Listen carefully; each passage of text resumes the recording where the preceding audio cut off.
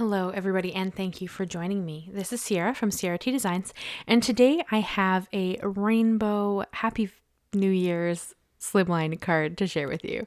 So let's jump right in. So I'm going to create my base to start, and for this I cut 4 inches off of a standard piece of cardstock, the 8.5 by 11 inches.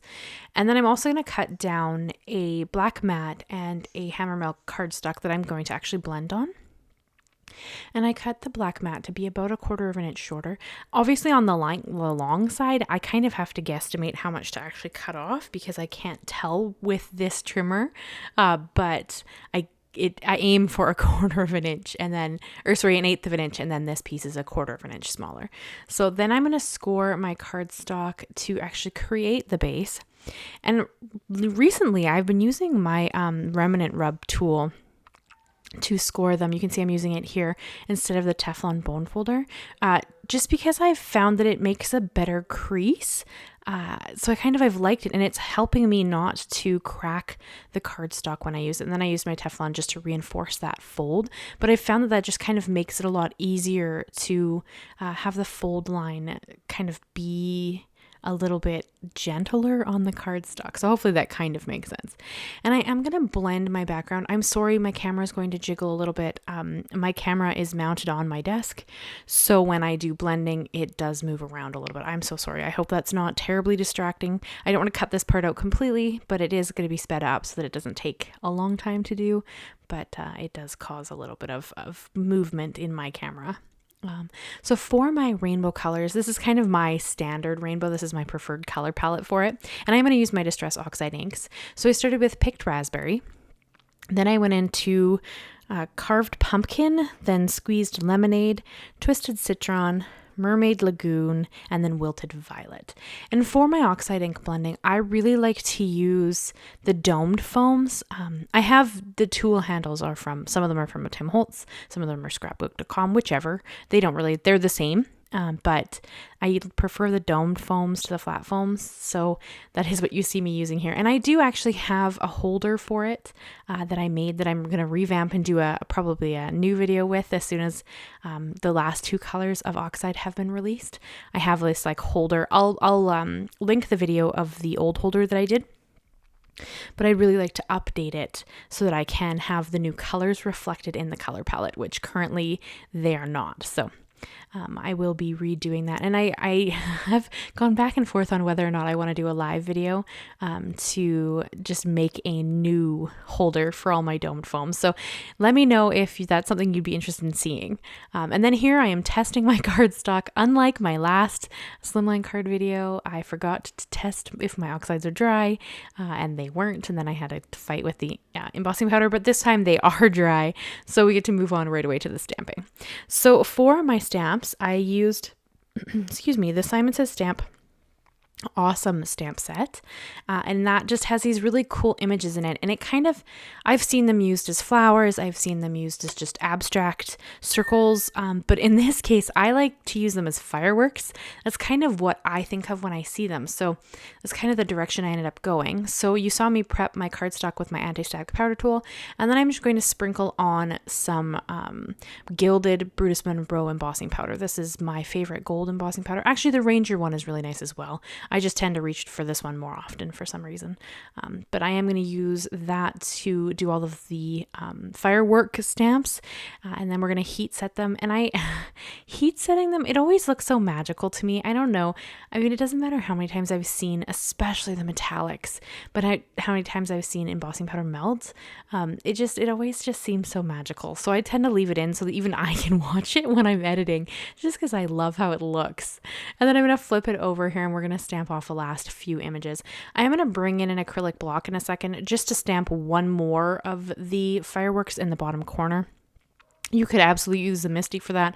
It was just that I only wanted a small portion of the corner. You're going to see it here in a second once I add the embossing powder, that I just felt like that little corner was a bit empty. Also, I wanted an uneven amount of fireworks, and at this point there's an even number, so I did decide to come in and just stamp one little firework in the bottom corner there, and I used an acrylic block for this just because I figured it was easier than trying to get the cardstock lined up back in the Misti. But there's no right or wrong way to do this. I mean, you could do all of the stamping with an acrylic block if you want to. And I mean, really, it wouldn't have mattered so much because we are going to add the letters over top. So it's not as if it's going to stand out a lot, but I just prefer uneven numbers. That's just kind of how I roll. So I did choose to do that. Then I heat set everything. And then to kind of add a little bit of fireworks in the background, I kind of just splashed on a little bit of this perfect pearls that I leave mixed up in a mini mister bottle. I leave it on my desk. And I'm sorry, I realized while I was editing this that my glass mat is slightly askew. So it's off center, just like a touch on the one side. And I realized it as I was editing this. So, I mean, I've noticed it. So hopefully you guys don't think that's irritating. I didn't notice it while I was creating. So, yeah. And then I just adhered my my colored panel onto my black mat, and then kind of aligned it the best that I could so that I have just a thin dark border around the panel there.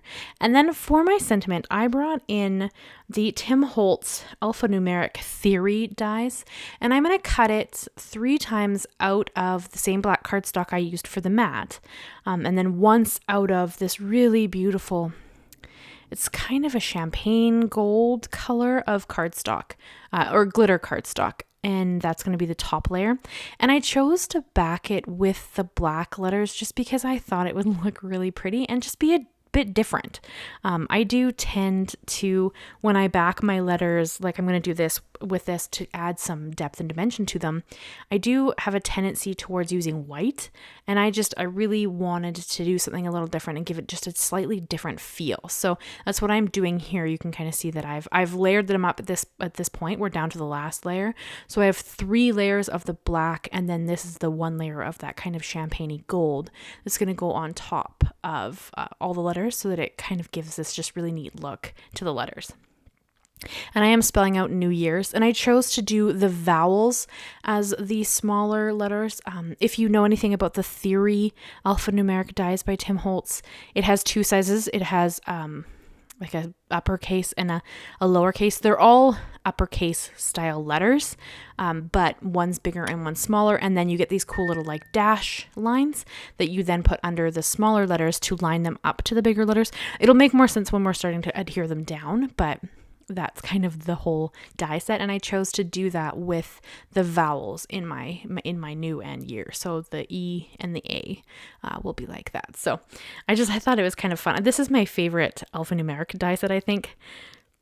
This and the stretch upper, I use that. I haven't used that one in a while though, but these are kind of my favorite. They're the ones I reach for the most. Not that I have many, but they are the ones I reach for the most. So I just adhered them all together. And I am using art glitter glue here.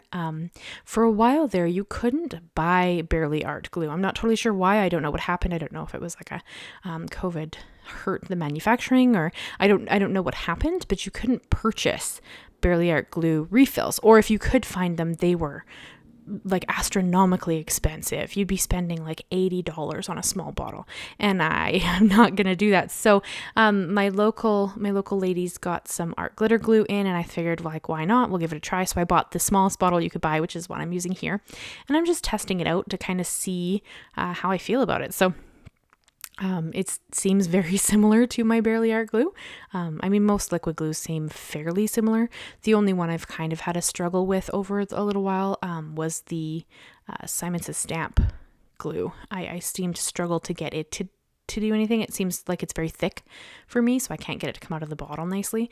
But otherwise, I've never had any issue with any kind of liquid glue. And I always wonder if the Simon Says Stamp one, if it was because it froze on the way to me, so that it kind of maybe got a bit thicker. I don't know. That's a guess, of course. I have no idea, because I see Amy R use it all the time from Prairie Paper and Ink. She uses the Simon Says Stamp glue all the time, and it seems to work really well for her. So I don't know if I've just done something or it froze and it kind of just got weird. I don't know what's happened, but I struggled to get it to come out of the bottle nicely.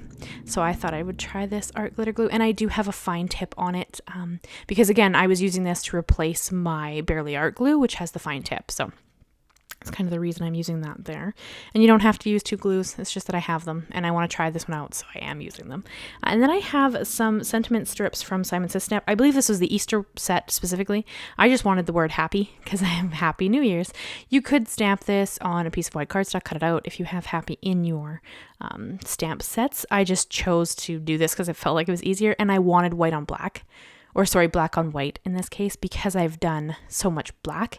There's no white tying it into the base that we're going to adhere to. So right now it looks like it's standing out like excessively. It won't here in a second as soon as I adhere this to the base, because then that white will tie into the base and the little bit of a layer you have. So it won't be quite as in your face as it was like by itself. So hopefully you can see here, it's going to tone it back a little bit and just kind of go with the whole look of this card. So I would love to know if you guys do New Year's resolutions. I don't do a resolution so much as I like to set kind of like goals for the next year. So it's kind of my thought on things. So I'd love to hear if you have a resolution or a goal or something you hope to accomplish in 2023. I'd love to hear about it. I hope you guys are going to have an amazing New Year if you're doing anything for it for the actual night. That is... I don't think we're doing anything. I work on the 1st, so I will be back at work once again. But I'd love to know what you guys are up to. Let me know in the comments below if you want to share that information with me. So that is the card I have for you guys today. I hope you enjoyed it. I'd love to know what you think. I love how it turned out. I think it's stunning. And I'd love to know if you enjoyed it or what you were thinking about this card. So leave me a like, leave me a comment, and consider subscribing if you haven't already. I do new videos every Monday and Thursday. Thank you so much, guys, and I will see you again very soon. Bye-bye for now.